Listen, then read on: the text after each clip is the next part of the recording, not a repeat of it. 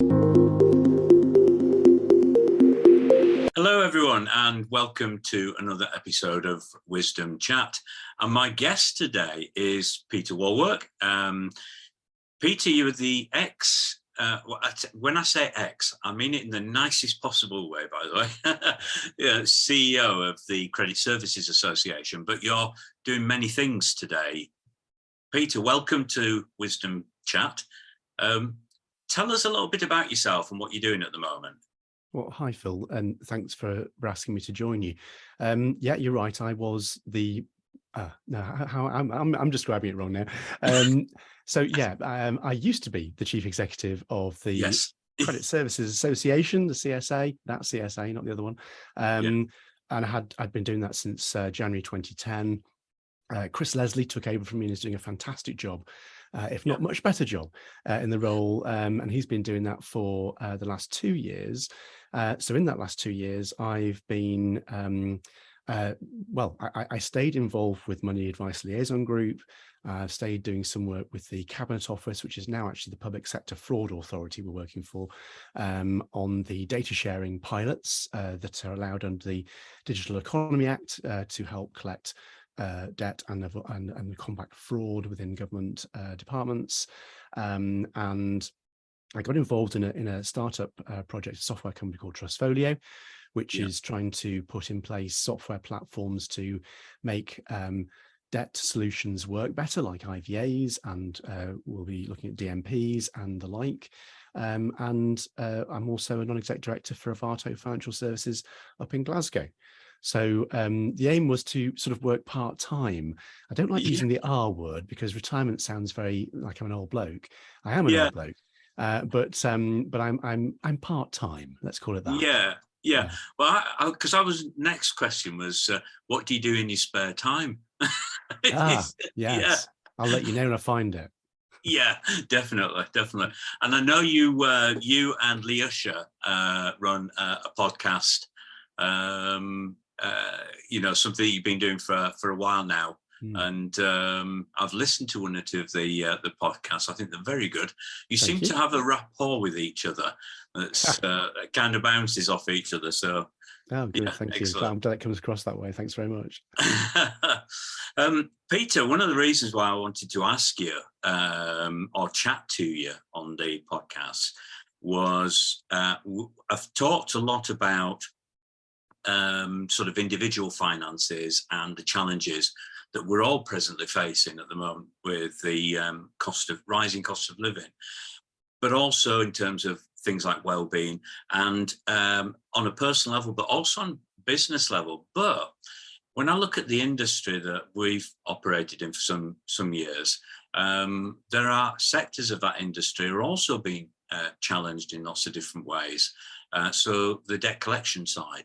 And before anybody goes boo or anything like this, things have changed an awful lot, haven't they? The landscape has really changed significantly over the last so many decades, and practices have vastly improved. And I remember there's a quote from the Financial Lives report that the FCA did this year: 32 million people in the UK either finding paying bills a burden or somewhat a burden.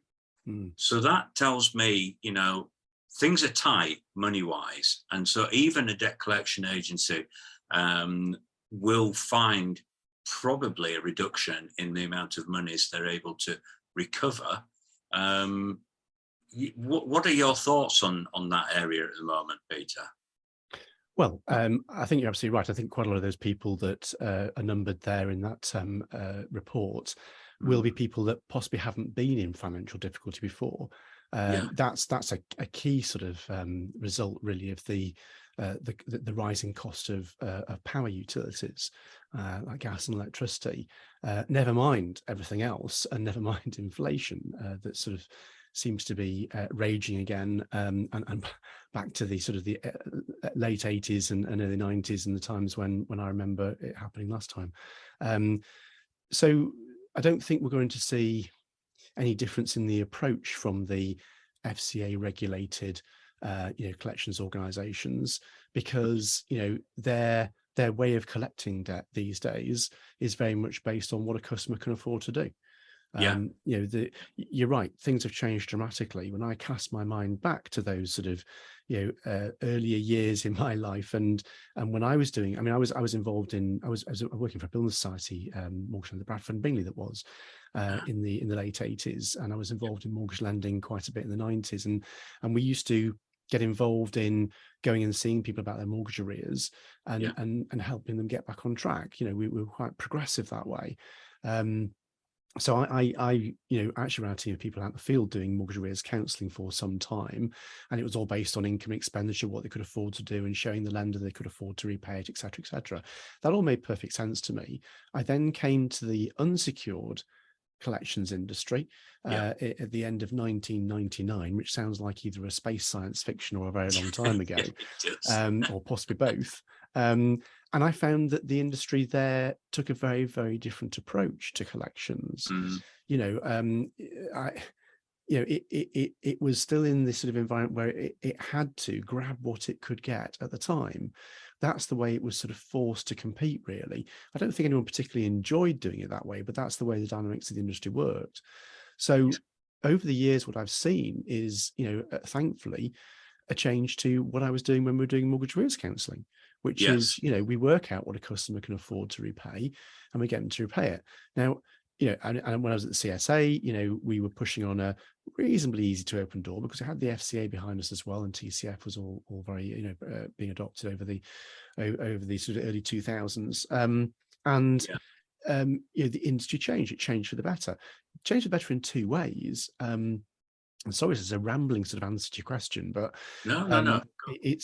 It's changed because it's much, much better for the customer. But of course, imagine what it's like if a customer keeps on paying each month as arranged. That's actually very good business as well for the debt collection company. Yeah. Because they're not having to send broken letters, not having to make phone calls, not having to rework the work they've done before. And that's what they were doing originally. They were forced into situations where they had league tables to win new business. And they had to, literally try and get people to pay as much as they could every month. But those arrangements used to break. So next month, you'd probably be calling the same customers again. Well, that's just no good for anybody. Let alone the poor customer in debt who is just confused, frankly. So I think things have changed dramatically. What we've got to do now really is get all organisations that are owed money to collect debt the same way. Yeah.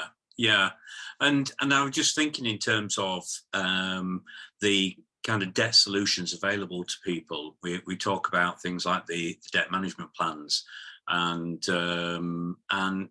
that's something that we've been using for a long time.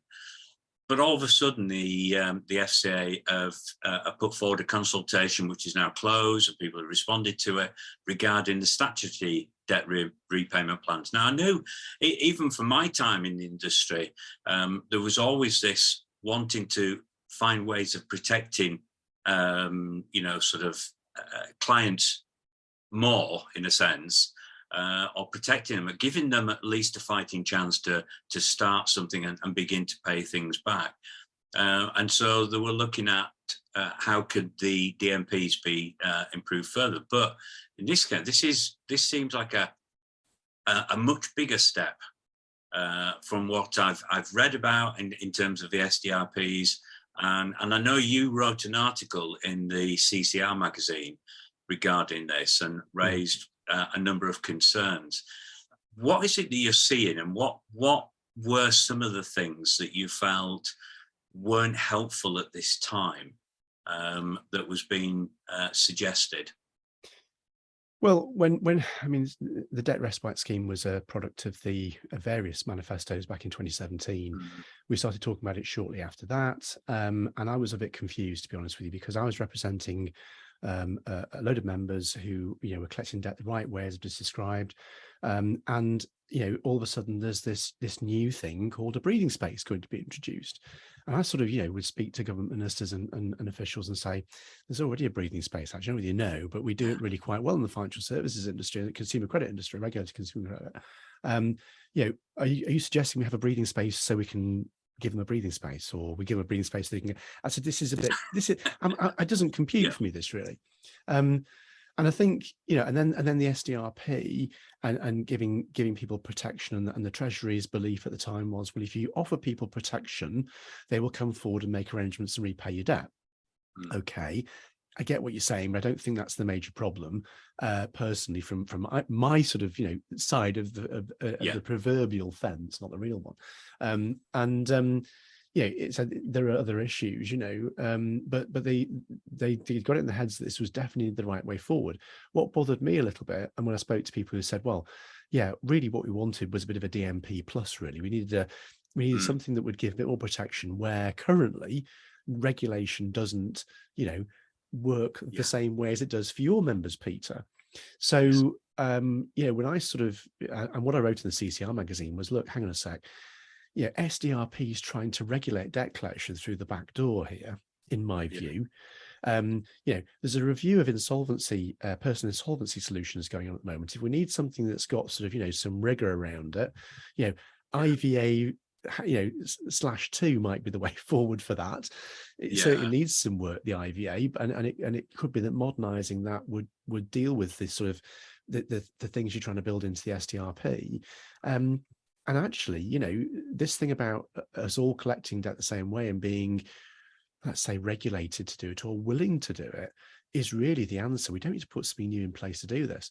And the problem, of course, is that also SDRP is a good 2 years away, and we've got big problems we need to deal with now.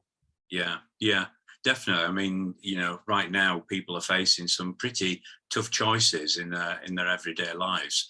And also from the advice industry, you know, it's becoming very challenging, really helping people get to that place where they can actually begin to pay off debts. And so when I looked at your article and read through some of the points you raised, looking at the fact that it could alienate some of the smaller advice agencies, you talk about complexity.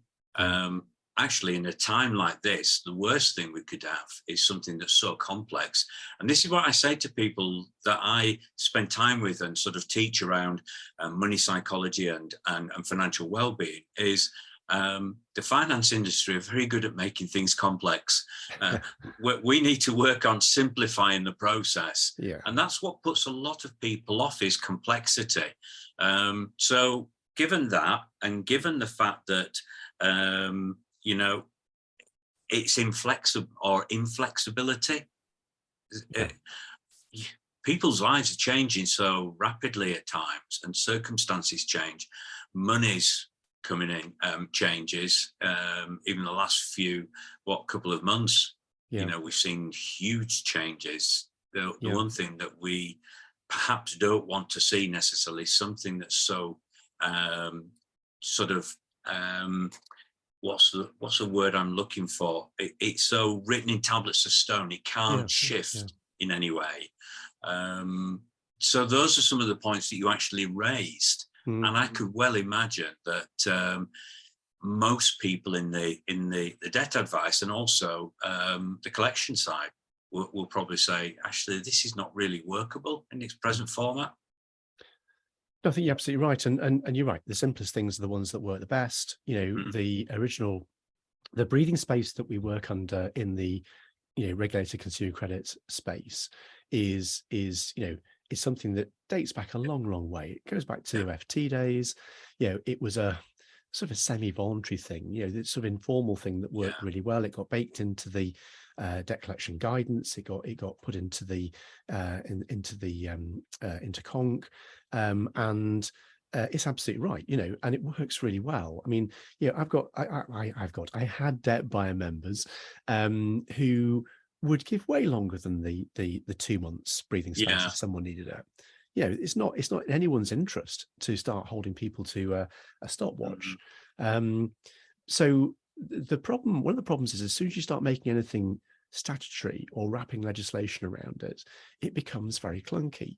So formalizing something like, you know, breathing space, and you have to start putting terms and conditions around it. So you can use it this many times, or you can use it in these circumstances. It can be varied. Or so what results then is you know, debt advisors saying, well, okay, we better not use that statutory breathing space just yet, because if we do use it and then something changes, you're scuppered. So we'll keep it Yeah, back, and we'll yeah, So again, it's straight away, it's self-defeating, and that's a huge yeah, shame. That's a huge shame. There's a yes, lot of work. yeah, I think a lot of well-meaning work has been done on it, yeah, and yeah, I don't think anyone's been silly about it, but I think, like a lot of things, it sort of got rushed through a little bit, and mm, comments that we were making constructively, I think, got taken as, as just, oh, trying to push back and so on.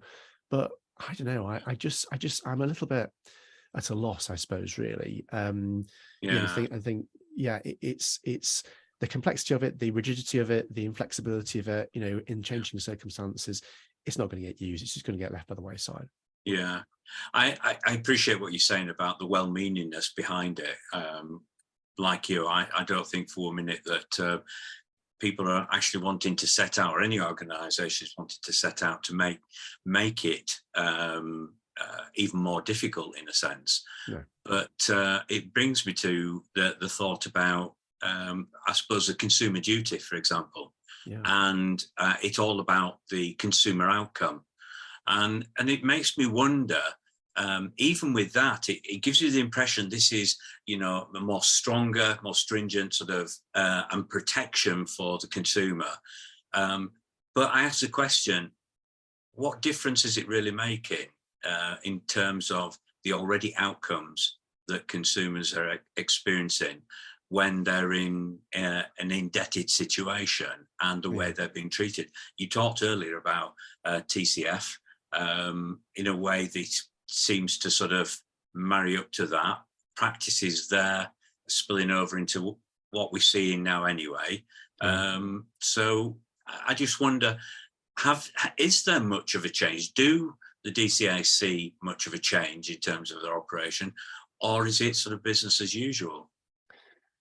So it's a really interesting question, actually, and I was just talking to some colleagues about this the other day, because, of course, the um, every regulated firm of the FCA has to have their plan agreed and in place by the end of today, 31st of October, and if needs be, needs to show it to the FCA. Now, I think that sort of, showing our homework to the teacher sort of approach, and I mean this in the right way, just goes to emphasize how important this is and how seriously the FCA are taking it.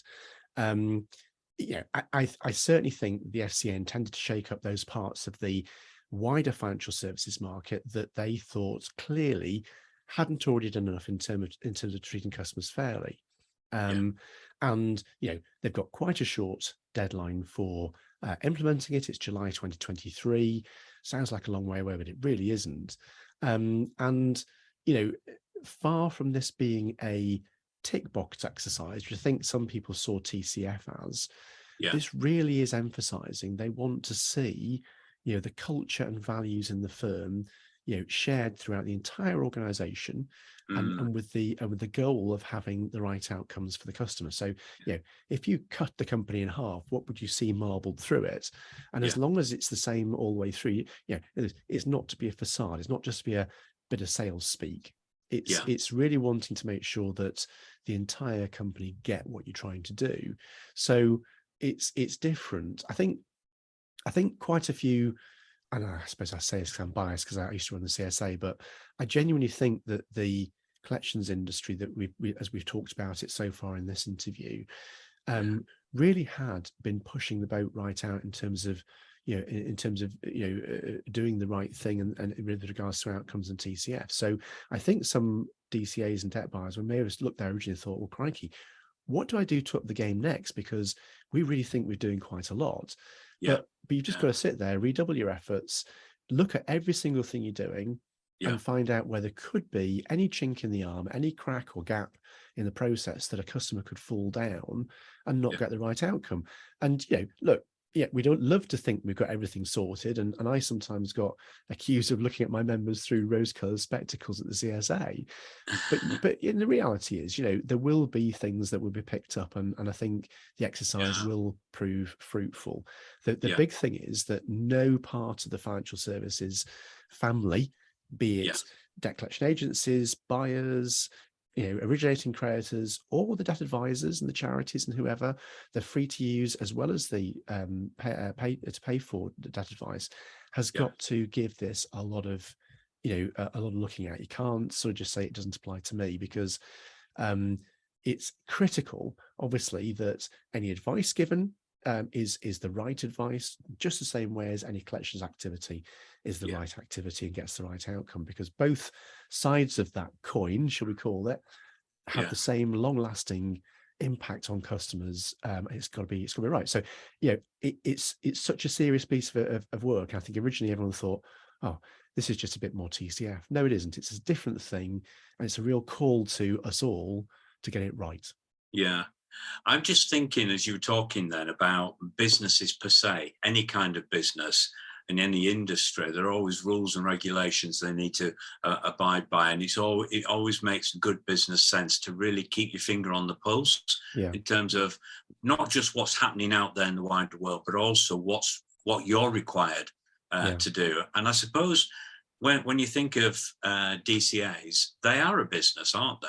And and I suppose it makes sense that they are constantly keeping their eye on what's happening and the finger on the pulse in terms of, are they doing everything they possibly can? It costs them though, doesn't it? And we know that whether it's an individual or business, nobody's left out of the present climate, and we're seeing sort of businesses folding here, there, and everywhere. And you were just sort of mindful of the fact that DCAs have just as much responsibility and as much pressure on them to be profitable organizations. You mentioned earlier on the term level playing field. And so thinking about that, just tell us a little bit about what was in your thinking when you referred to the level playing field. Well, so the problem I have is that I don't think I don't think all creditors, let's call them creditors for the moment, doesn't mean banks, anybody that's owed money, be it government, local authority, central government, power, telco, the lot.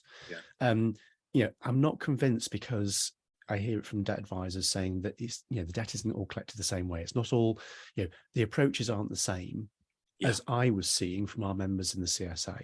Now, as I say, I'm biased because I was closest to them, but let's just for a moment say that we're collecting debt in a fair way and the outcomes are right.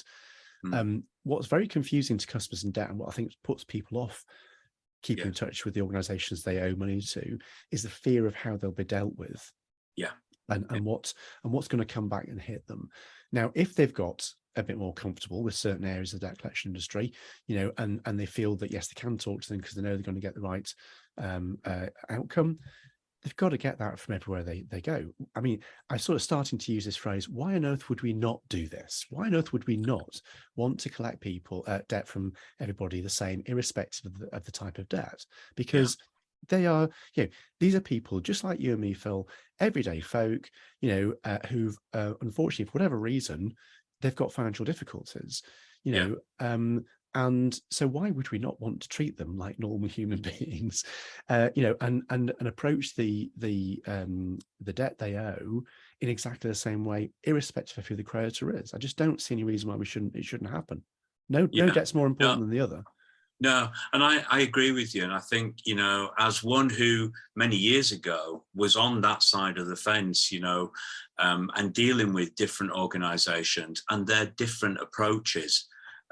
So whether I was dealing with the local council tax department, or whether I was dealing with, credit card company, there were differences in the way they practice and the communications that came.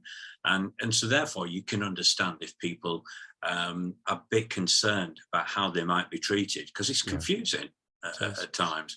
And actually we need to find ways of getting that confusion out. And I understand what you're saying about the level playing field, because if there was a common practice across all, we might even see more people wanting to engage. Yes, absolutely. And that is all that anybody who's owed debt wants. They just want engagement. you know, and I've been asked about this over the years, you know, people saying that, oh, you know, you've got a call center full of people just wanting to make other people's lives a misery. Well, I can't imagine anyone would go to work really wanting to do that. They just want to generate contact so they can have a chat and find out what the situation is. Now, yes, you're right. I think you're absolutely right. I think if people, and it'll take some time, but if people start to realize that actually, yeah, you know, it's not a taboo subject, it's a problem, and organizations just want to find the right way to deal with it, then hopefully more people would feel they could do that. Yes, I think you're absolutely right. And the message, I suppose, from us, irrespective of all we've talked about, is don't wait. Talk to the people. If you owe money to somebody, talk to them. Yes. If they're a regulated organisation like collections, or whether it's the local council tax office or whoever, it's better to talk than to bury your head in the sand and hope that it might go away. All you're doing is perpetuating what can be and is recognised as a very difficult situation, but could be made more difficult by burying your head in the sand. So that would be our message, wouldn't it, really, to completely people? The number of people I used to meet, you know, in their homes when I was doing mortgage arrears counselling, who said, I'm so pleased I've talked about it. Yes. You know, now, okay, in 9 times out of 10, we could find a solution to the mortgage arrears, and we could keep their house, which was obviously critical to them. But we all put things off, Phil. You know, I mean, I'm just the same.